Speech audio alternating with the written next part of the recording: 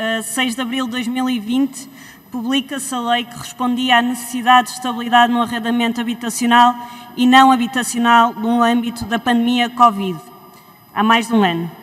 Também os despejos foram suspensos e os contratos renovados automaticamente. E depois deste ano de pandemia, este regime alterou-se 5 vezes e a última foi em dezembro de 2020, antes do segundo confinamento. Neste momento, o apoio ao pagamento das rendas tem tido pouca eficácia, aliás, muito pouca, e as rendas e dívidas no caso habitacional já estão a pagamento desde o ano passado.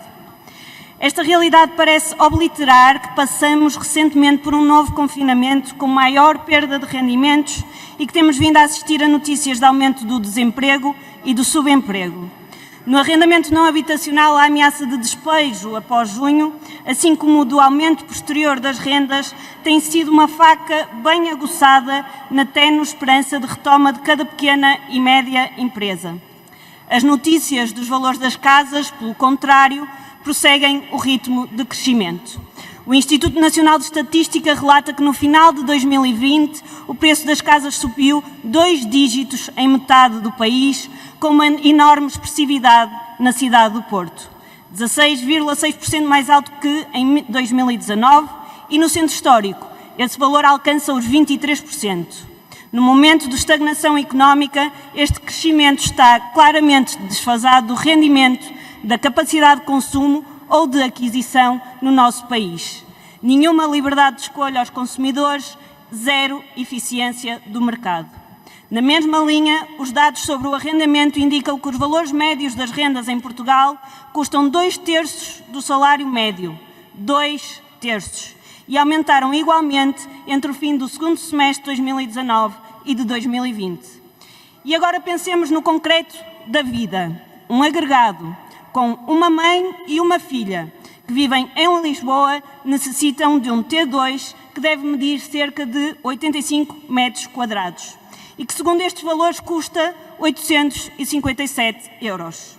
Imaginemos que a mãe ganha o tal salário médio que na capital é de 1.098 euros. O valor da renda representa 66% do seu rendimento. É, senhores e senhoras deputadas, impossível viver assim. Com a intensificação da pandemia, este problema tende a agravar-se. O resultado desta situação será uma intensificação da crise habitacional e um adensar do encerramento de espaços comerciais e da crise económica. Urge, portanto, atuar com um regime de médio prazo que estabilize preços, que os aproxime aos rendimentos e que permita a manutenção dos espaços comerciais e habitacionais. É isto que vimos aqui propor, um regime excepcional de estabilização de 3 anos com as seguintes características: alargar a abrangência do apoio das rendas a beneficiários de apoios sociais, rendimentos abaixo do limiar de pobreza, apoios de quebra de atividade, entre outros, e no caso dos espaços comerciais, para empresários em nome individual, com trabalhadores ou não a cargo, e para quem tenha mantido a atividade económica, mas tenha mudado para um espaço mais barato e o contrato seja já posterior ao início da pandemia. Propomos também prolongar as suspensões e apoios até ao final deste ano de 2021, com início do pagamento dos valores em dívida em 2022 e que se prolongue até janeiro de 2025. Em terceiro, aliviar os valores em dívida para espaços habitacionais e comerciais, com uma redução das dívidas na medida do acréscimo da especulação desde 2010. Essa redução proposta é de 20%, tendo em conta o acumulado calculado ao valor de fevereiro de 2020. Propor ainda uma redução do valor das rendas nessa percentagem, onde esta não tenha ocorrido, e prolongarem-se estes valores até janeiro de 2025. Alterar o valor de referência do arrendamento até 2025, estabelecendo como renda máxima aquela admitida para o apoio no âmbito de Porta 65 Jovem. E desde que exista o pagamento dos valores das rendas nos seus devidos tempos, os contratos prolongam-se até 1 de janeiro de 2025.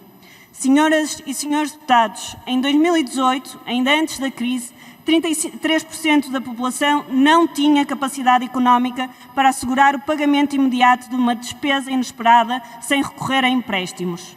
A taxa de intensidade de pobreza era de 22,4% e a de risco de pobreza de um agregado com crianças dependentes de 33,9%.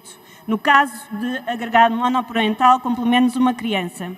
No fim de janeiro de 2021, tínhamos inscritos como desempregadas mais de 100 mil pessoas que no mês do ano anterior, no mesmo mês, e os pedidos de emprego eram quase 600 mil e tinham sido destruídos cerca de 75 mil empregos nesse mês.